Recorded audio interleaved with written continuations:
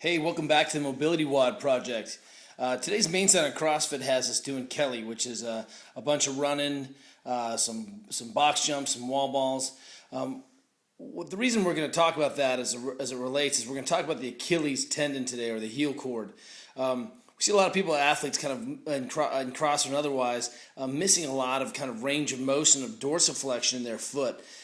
You know, a workout like Kelly today, potentially exposes you to maybe 900 footsteps and 400 meters. That could be upwards of 2,700 foot strikes, and then add another 300 ballistic loadings, and suddenly you've got 3,000 episodes of taxing the strongest tendon in your body. If you imagine that you could avulse this thing or rip this thing off, it's a freak of nature if that you can do that. In fact, the Achilles is so robust that you literally could suspend a car from it. So when we see an athlete tear one of these bad boys, it's absolutely about the fact that this thing was junky and in an unhealthy state for a long time. What we're going to talk about today is we think about the gastrocnemius, which is kind of the big calf that crosses the knee and the ankle, and then the soleus really kind of joins that gastroc into this common heel cord here. We're going to look at kind of some ankle range of motion, and then we're going to talk about how well the tissue is sliding around the Achilles, and we'll get started from there. So first piece first is that we are going to work ourselves onto kind of creating some range of motion in that thing. If we sit down and try to keep the legs straight, I should be able to easily pull my foot back 30 degrees. You see, that would be neutral, and that's pulling it back 30 degrees. That's dorsiflexion, keeping the leg straight. When athletes are missing range in the knee or missing range in the ankle, they'll go ahead and dorsiflex and then leave a little slightly bent knee there, and it causes all kinds of problems up and downstream.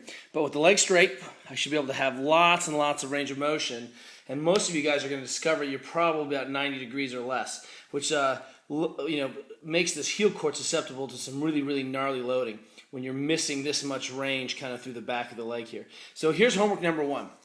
What we're going to do is, you'll notice that I'm wearing a weight vest here, which is a fantastic way to add some loading. Ultimately, I would need to spend a day being John Wellborn, and I'm trying to get myself up into the courage to weigh 280 pounds and go through life. But what I'm going to do is I'm going to start with our basic squat position today. We're going to accumulate 5 minutes here. And what we're going to do is really try to close that foot down. And so I'm going to actually spend some time working on my range of motion. Some of you guys are going to feel like, hey, it's real pinchy through here. Absolutely. If your heel cords are tight in the back, you're going to create a kind of a mechanical pinch here. So that's okay. Work your way through it. We're going to spend kind of time in that bottom position, working way back and forth. Knee can kind of come back and forth over there. And so I get the added benefit of having the weight vest on. You could certainly hold a 25-pound plate or 45-pound plate, but I just want you to walk back and forth and really try to close those ankles down a little bit, all right? So that's going to be homework number one. Try to create some more ankle range. Ankle range of motion is a big limiting factor in overhead squatting and receiving position for a lot of the Olympic movements, and some we take for granted. Second piece of this bad boy, let's grab the cross ball of death or fate, depending on how you want to look at it.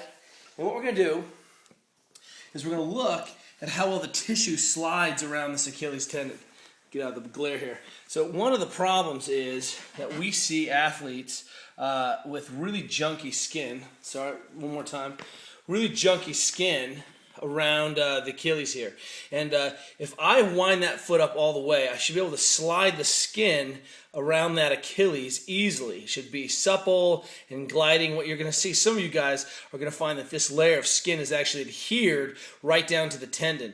And that creates like a nail and increased kind of matted down tensions that kind of expose the tendon to more loading. So we absolutely need this thing to be supple and fabulous and soft. And what we're going to do today is we're going to take the lacrosse ball and we're going to wind up some of that tissue, that skin, right underneath and around that Achilles. So in full flexion here, pull the toe back, that's dorsiflexion. I'm going to wind up, and I should just be able to kind of do a quick pop. And you'll notice that I'm just kind of giving it a quick jerk here, and I can rub back and forth, but I should be able to go in all 4 directions and have that skin be completely supple on the surface. So if you find an area that's tight, wind it up, pop. See if you can get it fast. Pop! and just whip that ball on the surface. So I tack up. I'm not on the skin pulling the hair. I tack to the surface, take up the slack, and then try to do a little pop and see if you can get that skin sliding again. All right, so that's the kind of what we're going to look at, is make sure we're looking at tendon health. If you are junky and swollen through here, treat this very seriously. One of the reasons we like to spend time squatting in these positions where the feet are straight is that if my foot is, bear with me here, if my foot turns out and if I end up squatting in, you see how that allows that foot to collapse? There's that navicular, gone from a good arch to navicular drop, and then the tendon is pulling off axis. And because that tendon is now pulling obliquely on the insertion, it tends to make it the insertion irritated. So one of the reasons we like that foot straight is that I really get really good mechanical advantage and action over the tendon, and it doesn't pull, and I'm not kind of collapsing through into that kind of valgus foot, that collapsed foot. That pronated everted foot. So that's what we're thinking about. What's one of the reasons we like this position. Second piece of homework is then we're going to make sure you got a shoe on, and we're going to go ahead and just attack the calves the whole way. So in this second piece, you know, the calf stretch we love so much. Got to get your shoe on for that bad boy. Wind that foot up.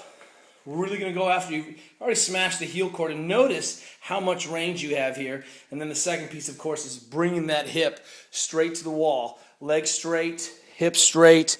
Bring that thing straight to the wall there. Press, and we're going to do some contract, relax. Note how your ankle wants to collapse. Don't let it collapse through. See if you can press to the heel, press into those different corners, do uniform freestyling, and find out the corners that are tight. So today is all about heel cord and ankle management, so that you can go crush Kelly Moore. Kelly. All right? We'll talk to you soon.